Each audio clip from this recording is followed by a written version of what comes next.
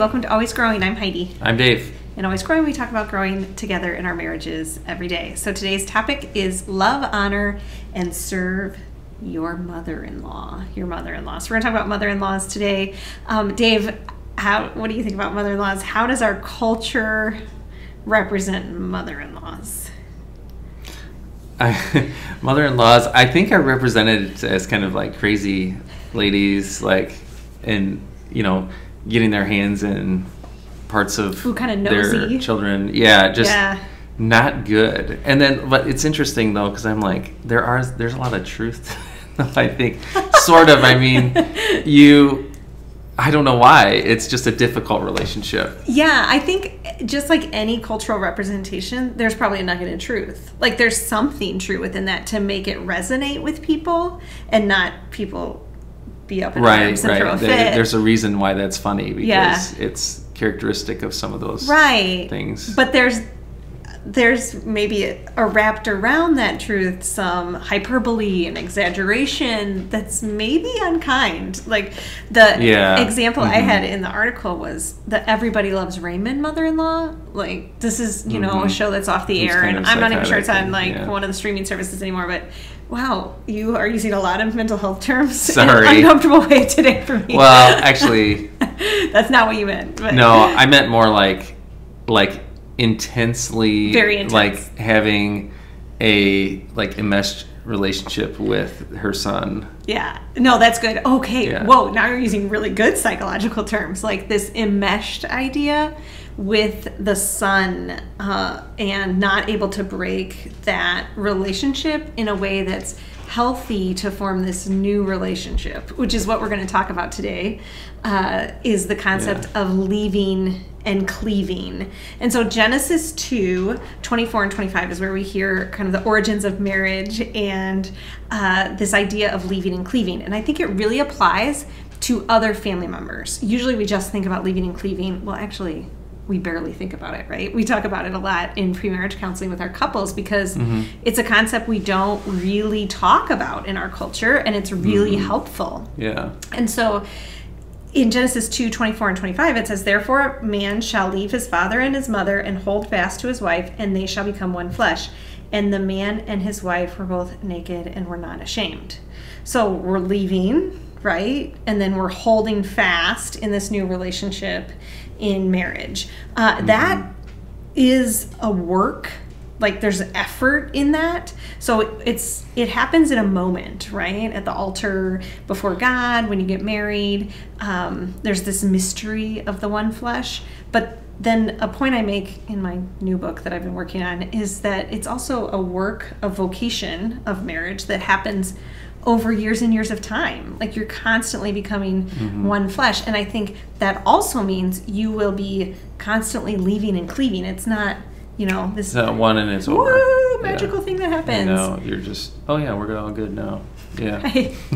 And the work, the vocational work of it is challenging. Like there's going to be challenge anytime we have to work at something. And so I just think it's really curious to me how this plays out. So we could probably talk just a little bit tenderly and cautiously about our own relationships with our mother-in-laws, if you will.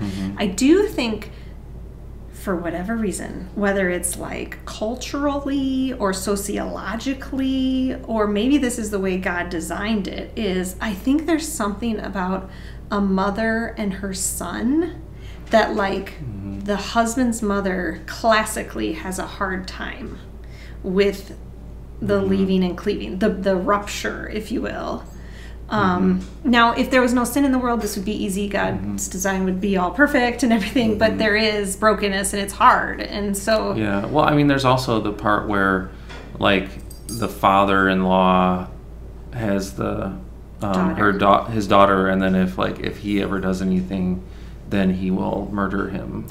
That is true. There is a little bit of that on that side pressure, of it too. Don't mess with my daughter. And kind of impress your father-in-law kind of deal. Right, and then we set them up to ask permission for marriage. And then now in our culture, I think it's really confusing for gentlemen in particular, because there's this idea where like you ask permission, but then also we kind of don't live in that culture anymore. And so fathers, I've heard of fathers say like, why are you asking my permission?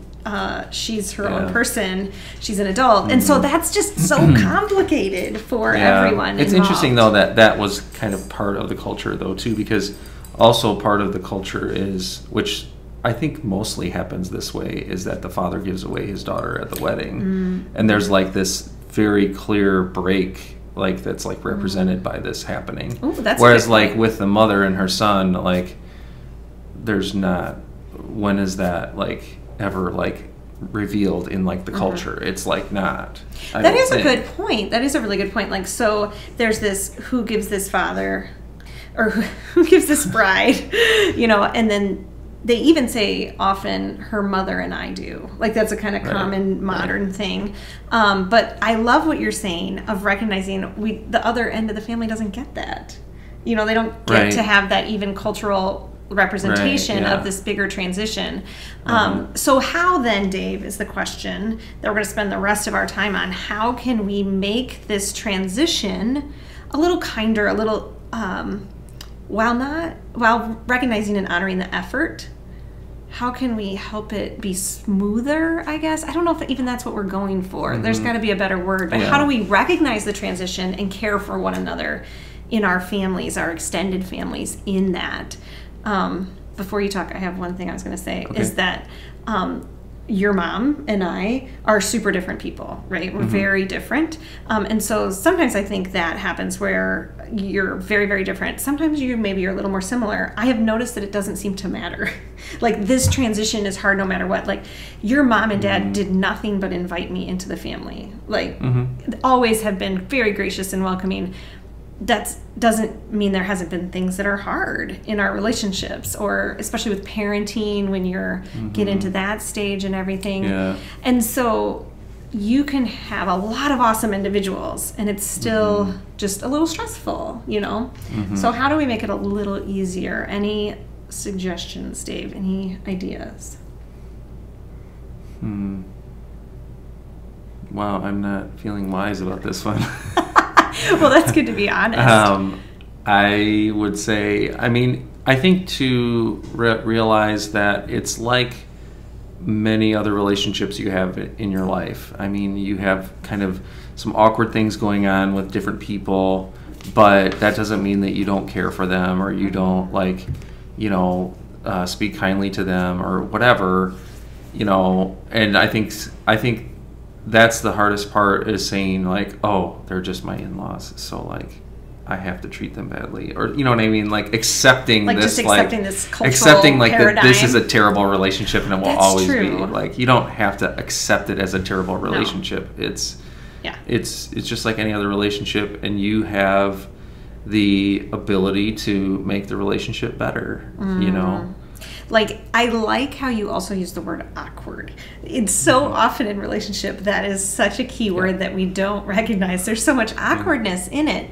And so it's okay to have grace on the front end, you know, and grace on the back end, and to say like, hey, this is a little bit of an awkward topic, or, you know, feel free to use disclaimers and preface things with, I think it's so interesting because also, I don't know if this is cultural, but still, okay, we've been married 20 years, and I occasionally am a little scared to like talk to your mom about something, or when, you know, we start a conversation on the phone or something, I feel like still a little bit like awkward or something, and there's no reason. We have this really great relationship at this point.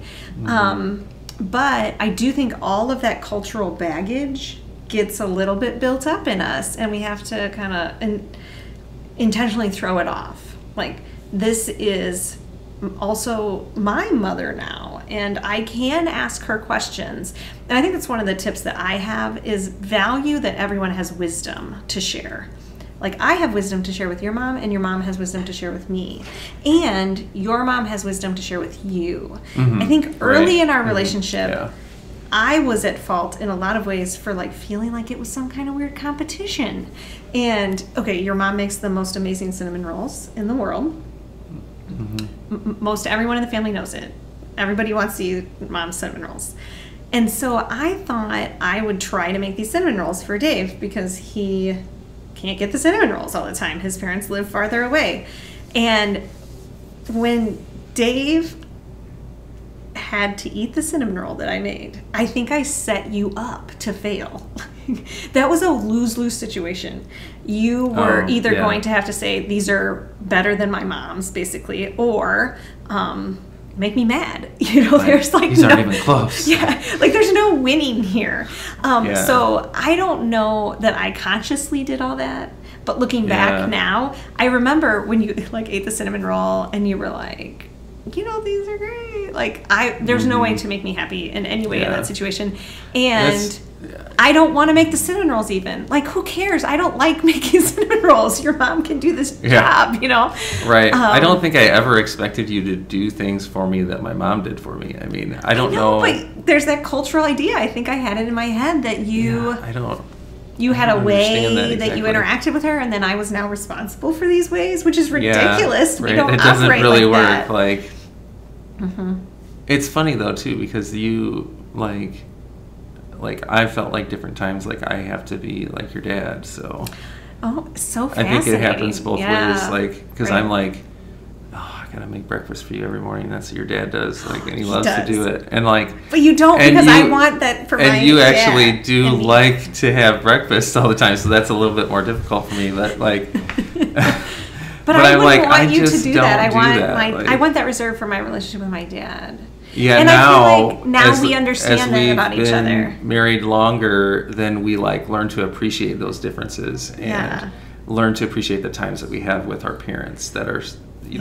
That are usually short, since it's like a vacation time or something. That's true. And some people live close to their families, so that might really trump how this experience is. So we'd like to hear from people, especially if you're in a different situation, how your relationships with your in-laws have been, how they've changed. No throwing anyone under the bus, obviously. There have been times where we will all sin in our families, and that's part of family. So it's an intimate relationship. We're growing in intimacy. I'm growing in intimacy with your parents. My parents are growing in intimacy with you, and the whole circle, the whole thing. And we're getting to know each other constantly, just as we're always growing in our marriages. We're always growing in these extended family relationships too. And so they'll be complicated. So just as we sign off here, I also encourage you to give it some time. Give it some time and energy. Give it space. When somebody says something and you hear something, you're like, give it a little bit of time to process, put the best construction on things, and love well, give grace often, I think, just like in any other relationship. But this is a fun conversation. There's a lot to be had here. So we will see you next time. Love, honor, and serve your in-laws. All right. See you.